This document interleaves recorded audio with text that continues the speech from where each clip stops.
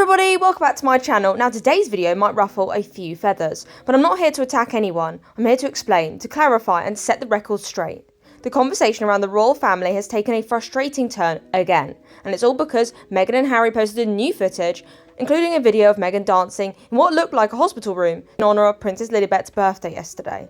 Now, while it's their right to post what they want, the backlash that the royals have received in the aftermath is, well, quite frankly, ridiculous. So let's break this all down piece by piece and bring some much needed perspective. Now, let's start with the now viral video of Meghan Markle dancing in a hospital room with her husband Prince Harry, and it was posted on social media yesterday to mark Lilibet's birthday. And while many people found it fun or endearing, others took this moment to insult the royal family, calling them boring or too formal by comparison. Well, let me explain something important. The royal etiquette is not a performance, it's duty. Royal births have always been handled with a high level of privacy and respect, not because the royals lack affection or personality, but because there is a deeply rooted tradition behind how they conduct themselves, especially in moments as intimate as childbirth. Let's not forget that when the Princess of Wales had her children, we only saw her when she chose to appear publicly, outside the Lindo wing just hours later, poised, dignified and still protecting her children's privacy.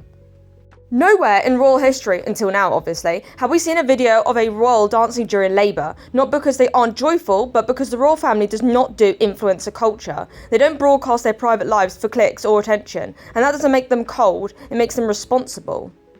It also means they're being a royal. Being a royal is not being an influencer.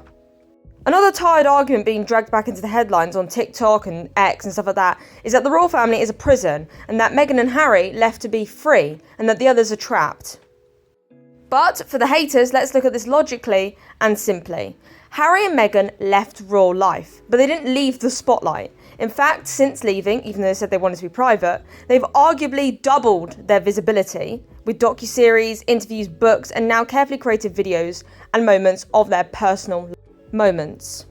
Meanwhile, working royals like the Prince and Princess of Wales serve the public, support causes, attend engagements, and when they're not working, they go home privately. Their children attend school away from cameras, and there are laws now in place that protect their personal time from paparazzi intrusion. Now, sadly, this is not always adhered to. As we already know, there have been leaked photos of the royal children at school and stuff like that, which in my opinion is just such an invasion of the children's privacy. But mostly this law is in place to protect the royal family and public figures in general.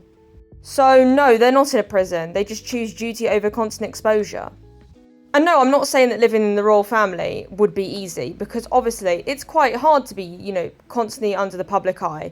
But the royal family do it with such elegance and duty and poise and stuff like that. So they do an amazing job even though they're under, constantly under the cameras, In my opinion, the royals work really, really hard to serve our country and our Commonwealth.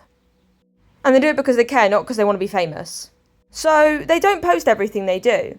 They don't post personal milestones all the time for the media to use. And that's not a lack of freedom. That's an honourable choice to put service above self-promotion. Now, here's something barely anyone is talking about. Prince Harry recently used £100,000 of taxpayer money for a personal court case. Where's the outrage? Because when the royals use public funds, even when it goes to charity events, renovations of historic royal estates, or state visits, they get dragged through the mud by the media and on social platforms. But when Prince Harry uses taxpayer funds to fight a legal battle, no one seems to bat an eye. So let's be fair, if we're going to talk about how money is used, then that conversation should include everyone who's benefiting, not just the people who are still in the institution. The working royals are transparent about how public funds are used. Their annual reports are published, their patronages are visible, and their engagements have purpose. That money goes back to the people in terms of service, visibility for charities, and diplomatic presence. And also, they obviously don't always use the taxpayers' money, their private money as well. Which, before the haters start attacking people, the royal family use a lot of their private funds for their charities. Let's also address the fact that the monarchy has faced intense and unjust criticism ever since Meghan and Harry's media campaigns began.